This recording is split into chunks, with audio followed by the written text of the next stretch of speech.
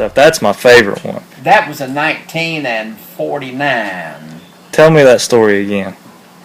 In 1949, I was stationed in Germany, and in December of 49, my unit went out to Grafenwehr, Germany for winter maneuvers. And we must have had at least 4.5 foot snow. And me and two of my buddies, you can take these pup tents and there's a way you can put them together, 3 people, and it gives you a lot more room. Right. Than if you just 2 people. But anyway, the sleeping bags we had back then was made out of this old blanket material. They wasn't mountain bags or fur or wool or anything. It's just made out of GI blankets. All they were. Mm-hmm. But anyway, we were out, and me and Joel J. Vinge from Minneapolis, St. Paul, Minnesota, and a boy named Enos Riboli from New Jersey.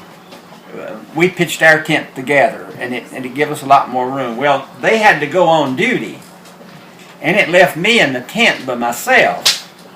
And to try to keep warm in the tent, we had what they call little squad stoves.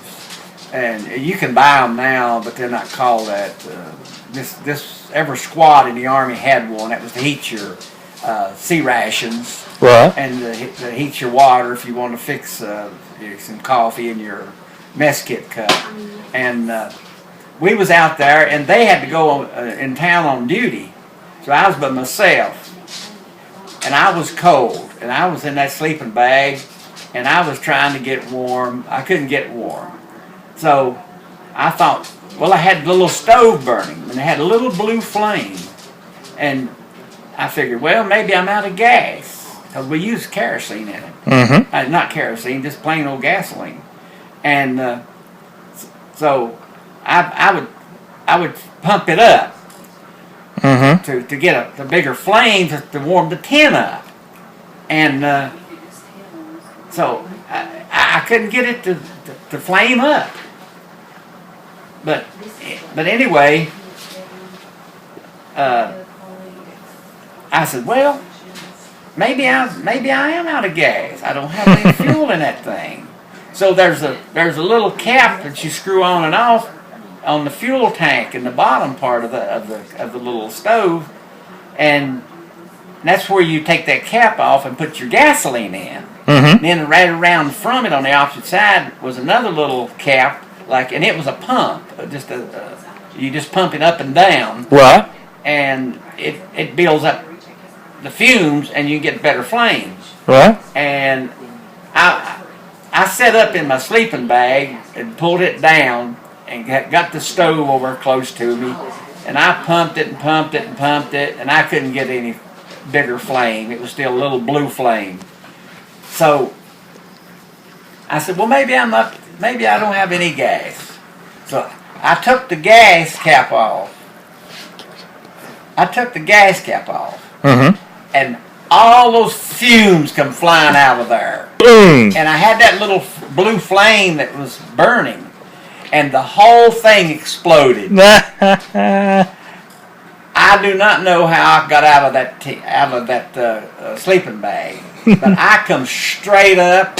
I tore those tent pins and poles out of the ground, and we had big snowbanks that we had piled up where we had pitched our tent, and I dove head first into those snowbanks because I was burning.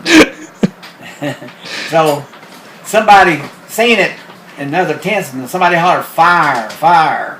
And all the guys come getting out of their tents, come running, and it burnt all the equipment. It burnt 3 M1 Grand rifles, the stocks. Oh no! Wood, and it burnt all of our field gear.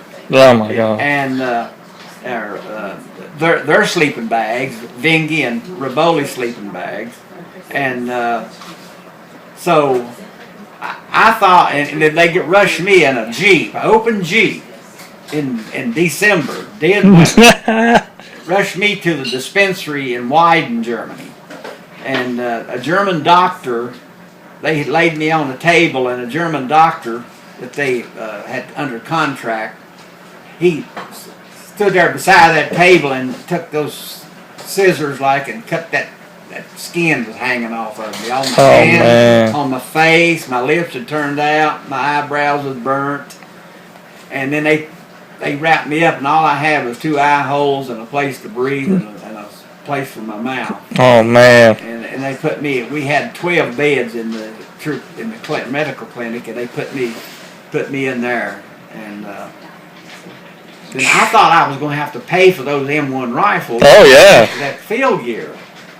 So fortunately, we had a Lieutenant Brown, the supply officer for headquarters troop, and he got a hold of me and he told me not to worry about it, that he would take care of it. He'd take care of the weapons. They were put them under maneuver damage, and that covered that up.